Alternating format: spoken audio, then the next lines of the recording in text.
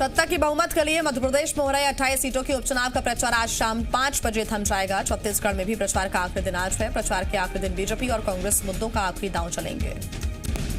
मध्य प्रदेश और छत्तीसगढ़ में 3 नवंबर को वोटिंग होगी और 10 नवंबर को नतीजे सामने आएंगे। आज प्रचार के आखिरी दिन शाम 5 बजे तक सभी नेता पूरी ताकत झोंकने के साथ इस कोशिश में हैं कि ज्यादा से ज्यादा सीटों तक पहुंचा जा सके। छत्तीसगढ़ के स्थापना दिवस पर सीएम भूपेश बघेल आज किसानों को बड़ी सौगात देने वाले हैं। आज सीएम भूपेश बघेल राजीव गांधी किसान न्याय योजना की तीसरी किश्त किसानों के खातों में जमा करेंगे। प्रदेश के 18 लाख से ज्यादा किसानों के खाते में राजीव गांधी किसान न्याय योजना की तीसरी किश्त के रूप में 1500 करोड़ रुपए ऑनलाइन ट्रांसफर किए जाएंगे। राजीव गांधी किसान न्याय योजना में 4 किश्तों में किसानों को 5750 करोड़ रुपए का भुगतान भी किया जाएगा। आज छत्तीसगढ़ सीएम आवास पर होने वाले कार्यक्रम में 2 चरणों में आयोजित ये होगा और पहले चरण में कांग्रेस के पूर्व अध्यक्ष राहुल गांधी और दूसरे चरण में राज्यपाल अनुसुईया उइके ऑनलाइन जुड़ेंगी। आज होने वाले इस कार्यक्रम के पहले चरण में सीएम भूपेश बघेल किसानों के खाते में राजीव गांधी किसान न्याय योजना की तीसरी किश्त ट्रांसफर करेंगे। कार्यक्रम के दूसरे चरण में मुख्य अतिथि के तौर पर राज्यपाल अनुसुईया उइके शामिल होंगी। इसमें राज्य अलंकरण सम्मान समारोह का आयोजन होगा। आज के कार्यक्रम में सीएम भूपेश बघेल के साथ ही सभी मंत्री, विधानसभा अध्यक्ष रणदास महंत और नेता प्रतिपक्ष शामिल होंगे।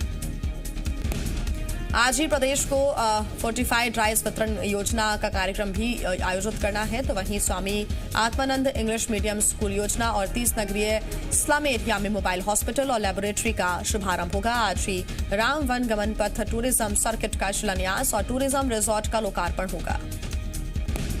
छत्तीसगढ़ में राज्योत्सव के मौके पर संस्कृति मंत्री अमरजीत भगत ने प्रेस कॉन्फ्रेंस कर छत्तीसगढ़ राज्य अलंकरण सम्मान समारोह की घोषणा की है। उन्होंने कहा कि इस बार राज्य स्थापना दिवस को अलंकरण सम्मान समारोह के रूप में मनाया जाएगा। विभिन्न क्षेत्रों में योगदान देने वालों को इस मौके पर सम्मानित किया जाएगा। मध्य प्रदेश में राज्योत्सव की पूर्व संध्या पर सभी शासकीय इमारतों को रंग बिरंगी रोशनी से सजाया गया है। भोपाल स्थित वल्लभ भवन, सतपुड़ा भवन, विंध्याचल भवन और विधानसभा भवन जगमगाती रोशनी से नहा उठा। वहीं रायपुर में सभी सरकारी भवनों और चौक चौराहों को रंग बिरंगी रोशनी से सजाया गया। मरीन ड्राइव रंगीन रोशनी से जगमगा उठा। छत्तीसगढ़ में 8 सूत्रीय मांगों को लेकर बीजेपी आज से खेत सत्याग्रह शुरू करने जा रही है। नवापारा के पिपरौद में पूर्व मंत्री चंद्रशेखर साहू की मौजूदगी में किसान मोर्चा के सदस्यों के साथ कई बीजेपी नेता खेत सत्याग्रह पर बैठेंगे। सुबह 11 बजे से खेत सत्याग्रह में स्थानीय किसानों के साथ नेताओं की चौपाल लगेगी। बीजेपी की यह मांग है कि खुदकुशी करने वाले किसानों के परिजन को 25 लाख रुपए मुआवजा और सरकारी नौकरी दी जाए और उसके साथ ही 20 क्विंटल प्रति एकड़ धान की खरीदी, किसानों को एक मुश्त बोनस की राशि जैसी 8 सूत्रीय मांगे हैं। छतरपुर से कांग्रेस विधायक आलोक चतुर्वेदी पर पुलिसकर्मियों से बहस और अभद्रता करने का आरोप लगा है। विधायक आलोक चतुर्वेदी का वीडियो सोशल मीडिया पर अब वायरल हो रहा है। जी मध्य प्रदेश छत्तीसगढ़ नहीं करता वायरल वीडियो की पुष्टि। ग्वालियर की डबरा विधानसभा से बीजेपी प्रत्याशी इमरती देवी के प्रचार करने पर चुनाव आयोग ने 24 घंटे के लिए रोक लगा दी है। आज प्रचार नहीं कर पाएंगी इमरती देवी। आपत्तिजनक बयानों को लेकर कांग्रेस ने शिकायत की थी। पूर्व सीएम कमलनाथ और उनके परिवार पर आपत्तिजनक टिप्पणी की थी। शिवपुरी में करेरा से बीजेपी प्रत्याशी जसवंत जाटव की जुबान फिसल गई और उन्होंने कमलनाथ को ही प्रदेश का यशस्वी मुख्यमंत्री बता डाला। हालांकि उन्हें अपनी गलती का एहसास जल्द हो गया और उन्होंने माफी मांग ली। उनकी सभा का यह वीडियो अब सोशल मीडिया पर वायरल हो रहा है। मंदसौर से सवासरा की पूर्व विधायक पुष्पा भारती का वीडियो वायरल हो रहा है। दरअसल कांग्रेस के लिए चुनाव प्रचार के दौरान पूर्व विधायक पुष्पा भारती की विवादित अपील सामने आई है। पूर्व विधायक पुष्पा भारती ने मतदाताओं से कहा है कि विरोधियों का पैसा शराब बांटने में जाएगा। उन्होंने कहा कि यदि वो शराब बांटे तो पी लेना, लेकिन वोट कांग्रेस को ही देना। जी मध्य प्रदेश छत्तीसगढ़ इस वायरल वीडियो की पुष्टि नहीं करता है। ग्वालियर की डबरा में ज्योतिरादित्य सिंधिया की जुबान फिसल गई। ज्योतिरादित्य सिंधिया ने जनसभा में कांग्रेस को वोट करने की अपील कर दी। गलती का एहसास होने पर सिंधिया ने बीजेपी को जिताने की अपील की। राज्यसभा सांसद ज्योतिरादित्य सिंधिया के लिए चुनाव प्रचार करने के लिए इमरती देवी का चुनाव प्रचार करने के लिए पहुंचे थे। इस दौरान ज्योतिरादित्य सिंधिया ने कहा कि 3 नवंबर को हाथ के पंजे का बटन दबाना है। भोपाल में प्रेस कॉन्फ्रेंस कर कांग्रेस ने सिंधिया पर निशाना साधा। पूर्व मंत्री जीतू पटवारी ने कहा कि सिंधिया ब्लैकमेल करते हैं, लेकिन कांग्रेस में रहे तो भी ब्लैकमेल किया और अब बीजेपी में है तो भी वो ब्लैकमेल कर रहे हैं। कांग्रेस ने कहा कि हमसे दबाव बनाकर सिंधिया ने जमीन ली। सिंधिया से बड़ा भ्रष्टाचारी मध्य प्रदेश में कोई नहीं है। साथ ही कहा कि बीजेपी के सभी नेता एक एक विधानसभा में 6-6 सभा कर रहे हैं, तो वहीं सम्मान के भूखे सिंधिया तो नुक्कड़ सभाएं कर रहे हैं। बीजेपी ने एक बार फिर चुनाव आयोग का रुख अख्तियार किया है। बीजेपी के प्रतिनिधिमंडल ने चुनाव आयोग से कमलनाथ की शिकायत की है। बीजेपी का आरोप है कि बैन के बावजूद कमलनाथ अभी भी स्टार प्रचारक के तौर पर प्रचार कर रहे हैं। बीजेपी ने चुनाव आयोग से कमलनाथ पर कार्रवाई की मांग की है और इसके अलावा चुनाव आयोग को बीजेपी का सहयोगी बताने पर भी कांग्रेस की शिकायत की गई है। बीजेपी ने चुनाव आयोग से सिंधिया पर दिए बयान को लेकर पूर्व मंत्री उमंग सिंघार पर भी कार्रवाई की मांग की। एमपी उपचुनाव के आखिरी दौर में बीजेपी कांग्रेस बूथ मैनेजमेंट में जुटी हुई है। कांग्रेस ने विधायकों को 24-24 मतदान केंद्रों का जिम्मा सौंपा है। विधायक इन बूथों पर स्थानीय कार्यकर्ताओं के साथ संपर्क अभियान चलाएंगे। सोशल मीडिया पर भी सक्रियता बढ़ाई जा रही है, तो वहीं बीजेपी ने कांग्रेस पर हमला बोलते हुए कहा कि कांग्रेस को मतदान के 24 घंटे पहले बूथ की याद आई है। कांग्रेस की जमीन खिसक गई है। बीजेपी ने दावा किया कि उपचुनाव का मैच जीतेगी बीजेपी, वो भी 28-0 से। उपचुनाव में सभी 28 सीटों पर जीत के दावे पर एमपी कांग्रेस के प्रभारी मुकुल वासनिक ने बीजेपी पर तंज कसा है। मुकुल वासनिक का कहना है कि लोकतंत्र की रक्षा के लिए लड़ी जा रही इस लड़ाई में बीजेपी मुंगेरी लाल के हसीन सपने देख रही है। आगरमालवा में कांग्रेस प्रत्याशी विपिन वानखेड़े के समर्थन में कमलनाथ और नकुलनाथ ने चुनावी सभा की, जिसमें कमलनाथ ने कहा कि मध्य प्रदेश के नेता बिकाऊ हो सकते हैं लेकिन मतदाता नहीं। उन्होंने कहा कि अगर मतदान के लिए कोई पैसा दे तो ले लेना, ये पैसा आपका ही है, लेकिन वोट कांग्रेस को ही देना। वहीं नकुलनाथ ने कांग्रेस प्रत्याशी विपिन वानखेड़े को दूल्हा बताते हुए कहा कि विपिन दूल्हा है, उन्हें आप अपना दामाद बना लो। आगर में कांग्रेस प्रत्याशी विपिन वानखेड़े को दामाद बनाने वाले नकुलनाथ के बयान पर बीजेपी ने हमला बोला है। बीजेपी ने कहा कि नकुलनाथ ने बहन बेटियों का अपमान किया है। कांग्रेस चुनाव लड़े, वधु ना बिहाए। मंदसौर के सुवासरा में राजस्थान के पूर्व मुख्यमंत्री कांग्रेस नेता सचिन पायलट ने कांग्रेस प्रत्याशी राकेश पाटीदार के पक्ष में एक रैली को संबोधित किया। राजनांदगांव के खैरागढ़ से जेसीसी विधायक देवव्रत सिंह ने बीजेपी को अमित जोगी के समर्थन देने को दुर्भाग्यपूर्ण बताया। उन्होंने कहा कि अमित जोगी ने गीता, कुरान और बाइबल की कसम खाकर बीजेपी के साथ न जाने की बात कही थी, लेकिन अब बीजेपी का समर्थन करना मरवाही की जनता का अपमान है। कांग्रेस में शामिल होने को लेकर देवव्रत सिंह ने कहा कि उनकी विचारधारा कांग्रेस के साथ है। उन्हें कांग्रेस ने बहुत कुछ दिया, लेकिन अगर उन्होंने अकेले कांग्रेस का दामन थामा तो उनकी सदस्यता चली जाएगी और वो इतने बड़े नेता नहीं है कि इस्तीफा देकर फिर चुनाव लड़ सके। दीपावली से पहले छत्तीसगढ़ की बघेल सरकार ने 7,925 लेक्चरर्स के स्कूल शिक्षा विभाग में संविलियन का आदेश जारी कर दिया है। 1 नवंबर यानी आज से ये लेक्चरर्स स्कूल शिक्षा विभाग के कर्मचारी हो गए। हालांकि इसका लाभ उन्हीं कर्मचारियों को मिलेगा जो 2 वर्ष से अधिक समय से अपनी सेवा दे रहे हैं। बता दें कि राज्य मंत्रिपरिषद ने जुलाई में इन शिक्षा कर्मियों के संविलियन का फैसला किया था।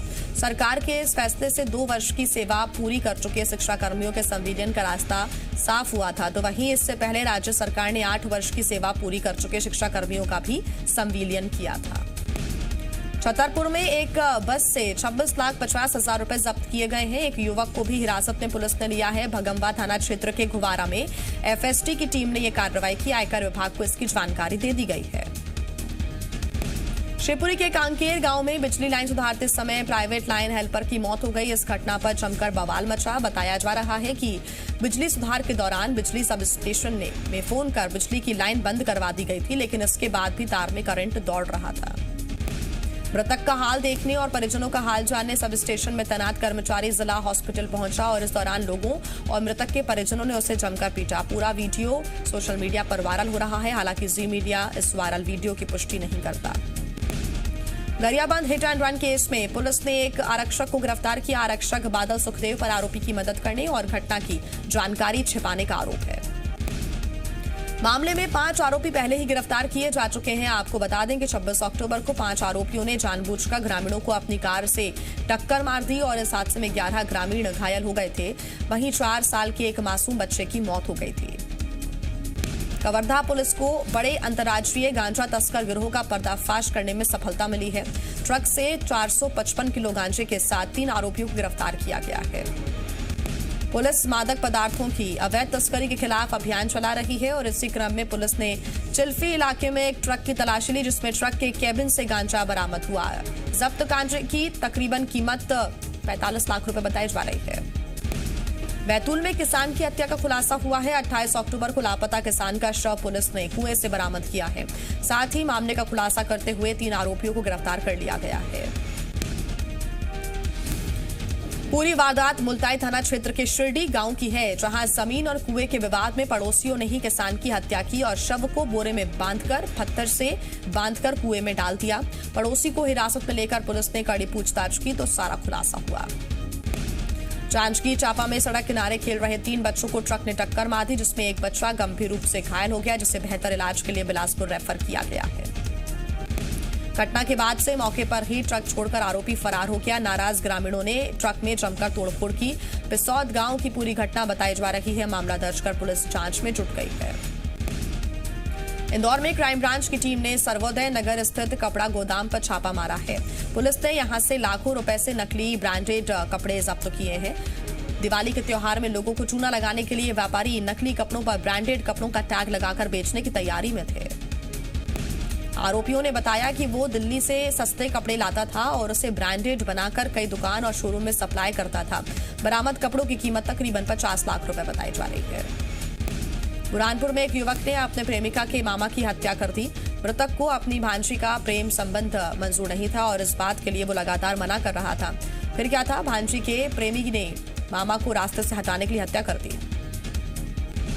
घटना की जानकारी लगते ही मृतक की भांजी यानी आरोपी की प्रेमिका ने कीटनाशक पीकर खुदकुशी कर ली, जिसे गंभीर हालत में निजी अस्पताल में भर्ती करा दिया गया है। लालबाग थाना क्षेत्र के लोनी गांव की पूरी घटना है। सिवनी में धमाके के साथ फिर महसूस किए गए भूकंप के झटके। रिक्टर स्केल पर 3.5 मापी गई भूकंप की तीव्रता। शाम 6:17 और 6:30 पर आए भूकंप के झटके। छत्तीसगढ़ में पिछले 24 घंटे में कोरोना के 1964 मामले आए सामने। इस दौरान 1749 मरीज ठीक हो गए, जबकि 13 लोगों की मौत हो गई। प्रदेश में अब तक 22,090 लोगों में संक्रमण की हो चुकी है पुष्टि।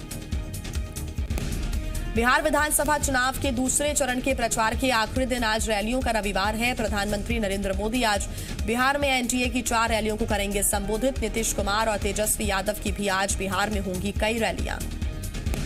उत्तर प्रदेश के मुख्यमंत्री योगी आदित्यनाथ ने लव जिहाद के खिलाफ जल्द कठोर कानून बनाने का ऐलान किया है। जौनपुर की चुनावी रैली में योगी आदित्यनाथ ने कहा कि यूपी में बहन बेटियों की इज्जत से खिलवाड़ करने वालों का राम नाम सत्य होगा। गृह मंत्री अमित शाह 4 नवंबर को 3 दिन के पश्चिम बंगाल दौरे पर जाएंगे। अमित शाह का दौरा 2021 में होने वाले पश्चिम बंगाल के विधानसभा चुनाव को लेकर है। 4 और 5 नवंबर को अमित शाह बीजेपी संगठन की कई बैठकें करेंगे। वैष्णो देवी मंदिर में दर्शन करने वाले श्रद्धालुओं के लिए अच्छी खबर। आज से हर दिन दर्शन करने वाले श्रद्धालुओं की संख्या 7,000 से बढ़ाकर 15,000 की गई है। 72 घंटे में फ्रांस में चर्च पर दूसरी बार हमला। लियोन शहर में शॉटगन से लैस बंदूकधारी ने पादरी को मारी गोली। गंभीर रूप से घायल पादरी को अस्पताल में करा दिया गया है भर्ती। हमलावर अब भी फरार। हॉलीवुड के पहले जेम्स बॉन्ड मशहूर अभिनेता शॉन कॉनरी का शनिवार को लंदन में निधन हो गया। शॉन कॉनरी जेम्स बॉन्ड का किरदार निभाने वाले पहले अभिनेता थे।